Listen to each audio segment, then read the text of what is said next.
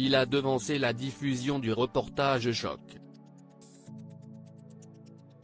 Ce mercredi 24 novembre, Nicolas Hulot a surpris les Français en venant donner sa version des faits, sur le plateau de BFM TV, au sujet de plusieurs accusations dont il est pris pour cible.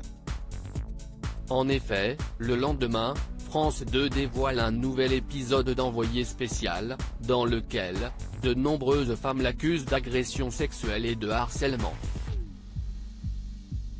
Des faits que l'ancien ministre nie en bloc. Je sais qu'à partir de demain, le lynchage va commencer.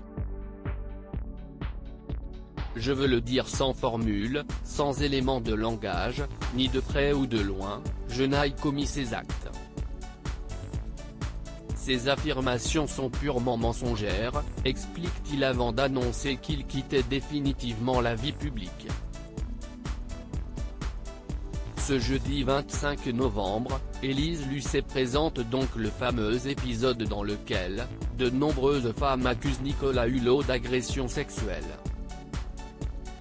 Maureen Dore, animatrice et comédienne belge, a transmis un courrier à France Info dans lequel elle accuse Nicolas Hulot. Selon elle, il lui aurait sauté dessus et aurait tenté de l'embrasser de force, alors qu'elle était âgée de 18 ans.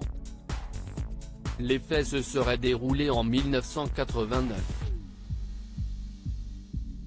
Touchée par le livre de l'animateur de télévision, Les chemins de traverse, elle aurait envoyé une lettre au célèbre présentateur d'Ushuaïa dans laquelle elle lui aurait avoué qu'elle aimerait lui faire visiter la ville dans laquelle elle vit, Bruxelles. Quelques semaines plus tard, elle aurait reçu un coup de téléphone de Nicolas Hulot en personne, lui annonçant qu'il se déplaçait bien en Belgique et qu'il aimerait la rencontrer dans un hôtel de Bruxelles.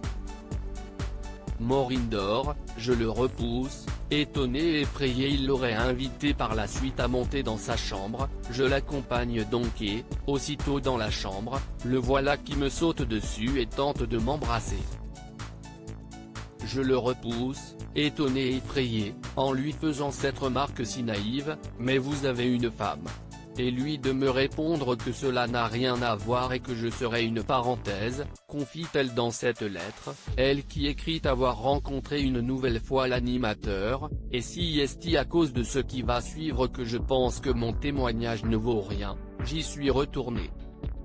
Quand nous étions dans le hall de l'hôtel, il m'avait proposé d'aller dîner avec lui et des amis à lui, et j'avais accepté. Malgré ce qu'il venait de se passer, j'ai tout de même voulu aller dîner avec lui, fasciné par le bonhomme.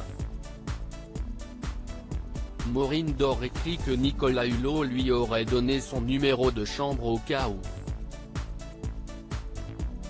Elle espère aujourd'hui une seule chose, de plus, je pense que l'on peut changer.